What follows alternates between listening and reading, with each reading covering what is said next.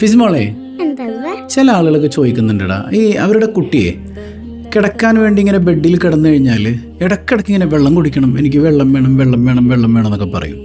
അതിൻ്റെ കാരണം എന്താണെന്ന് കുഞ്ഞിനറിയോ?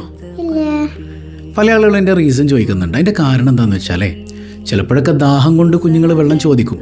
ഇതങ്ങനെയല്ല നീ.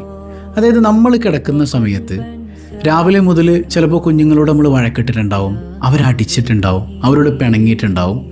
ഈ സംഗതികളൊക്കെ നമ്മുടെ ബോധമനസ്സിലേക്ക് കടന്നു വരുന്നൊരു സമയമാണ് നമ്മൾ കിടക്കുന്നൊരു നേരം എന്ന് പറഞ്ഞാൽ, അല്ലേടാ? അപ്പോൾ ആ കുഞ്ഞിൻ്റെ മനസ്സിൽ ഒരു തലോടൽ, ഒരു നല്ല വാക്ക്, ഒരു ചേർത്ത് പിടിക്കൽ, ഇത് വല്ലാതെ കൊതിക്കുന്നുണ്ടാവും.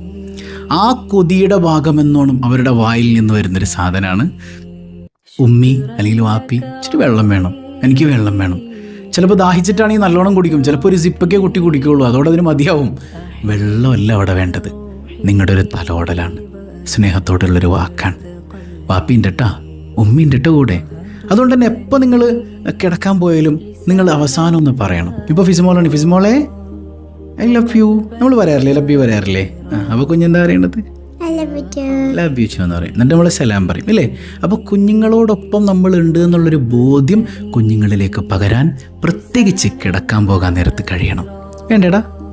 Love you.